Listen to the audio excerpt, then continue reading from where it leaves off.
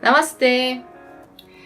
네팔에는 어린 여자아이를 살아있는 여신이라고 하면서 숭배를 하는 전통이 있는데요. 이 어린 여자아이를 꾸마리라고 불러요. 그래서 오늘은 이 꾸마리 전통에 대해서 얘기를 해볼까 해요.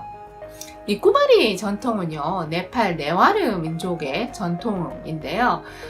티베트 불교에서 달라이 라마를 관세음보살의 화신이라고 믿고 있잖아요. 그런 것처럼 네팔 꾸마리는 힌두교에서는 두루가 여신의 이제 또 다른 모습인 탈레주 여신의 화신이라고 믿고 있고요. 밀교, 그러니까 티베트 불교에서는 버즈라데비 여신의 화신이라고 믿고 있어요. 그래서 이 꾸마리는 불교 집안에서만 선발이 되는데, 불교뿐만 아니라 힌두교에서도 숭배를 하고요. 또 종교를 떠나서 모든 네팔 사람들로부터 사랑을 받고 존경을 받습니다.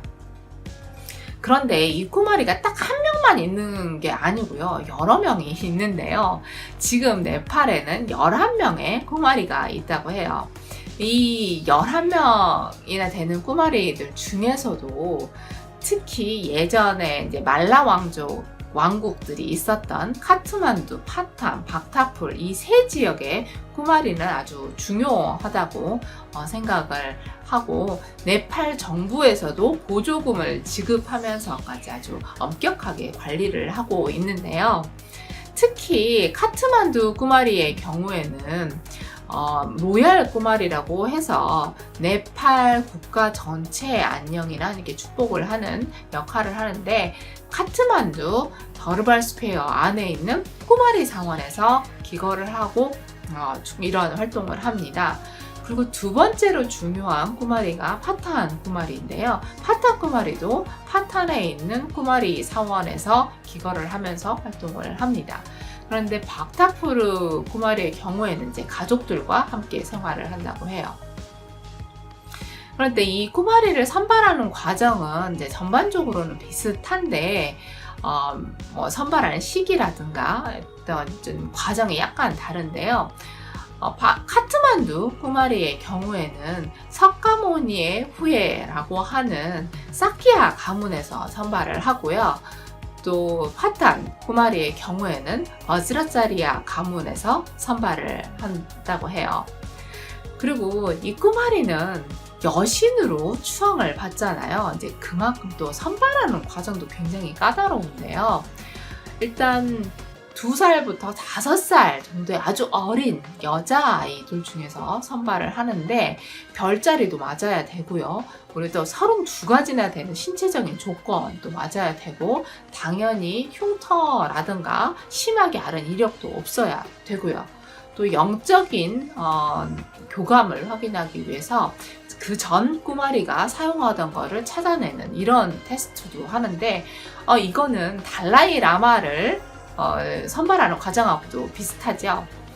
그리고 또 마지막으로 이 탈레주 여신의 신성이 깃든 것을 확인하기 위해서 버팔로나 염소의 잘려진 머리가 놓여져 있는 깜깜한 방에서 하룻밤을 보내게 합니다. 근데 이거를 전혀 두려워하지 않고 울거나 이러지 않고 평온하게 보내게 되면 탈레주 여신의 신성이 깃들어 있다라고 판단을 하고 꾸마리로 선발이 되게 되죠.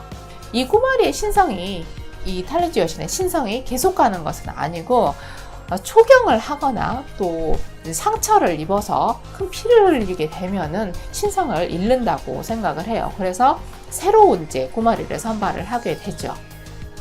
그래서 이런 과정을 거쳐서 작년 9월에 로얄 꾸마리인 카트만두 꾸마리가 새로 선발이 됐는데요. 3살인 트리시나 사키야가 새로운 카트만두 꾸마리로 선발이 됐습니다. 그리고 올해 2월에는 5살인 리히람 버즈라짜리아가 또 파탄 꾸마리로 새로 선발이 됐어요.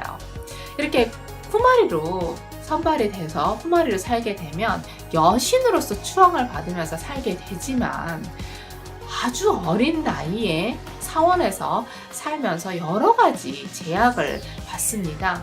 함부로 밖으로 나갈 수 없고요. 또 사원 밖으로 나갈 수 있는 게 10몇 번 정도밖에 되지 않아요. 큰 축제가 있거나 행사가 있을 때만 밖으로 나갈 수 있는데 이때도 발이 땅에 닿으면 안 되기 때문에 사람들이 안 와서 이동을 하게 되죠.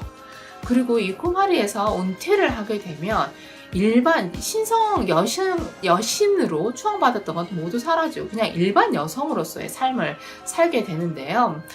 이걸로 돌아오는 과정도 이제 훈련이 많이 필요하고 또 이 일반 여성으로서 살면서 결혼을 할 때에도 이전에 꼬마리였던 사람과 결혼을 하게 되면 남성이 일찍 죽는다라는 속설이 있어서 이 결혼을 기피하는 경향도 있다고 해요. 이런 이제 여러 가지 것들로 인해서 아동 인권의 침해다 혹은 아동 학대다라고 하는 주장과 논란이 아주 많이 제기가 되고 있어요. 그렇지만 네팔 사회 안에서는 여전히 이 아동 학대보다는 전통의 유지라는 면을 좀 더 강하게 해석을 하고 있는 것 같고요.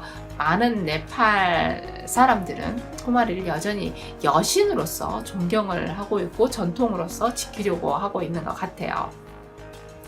오늘 이렇게 꼬마리 전통에 대해서 얘기를 해봤는데요. 어떠셨나요? 마음에 드셨나요?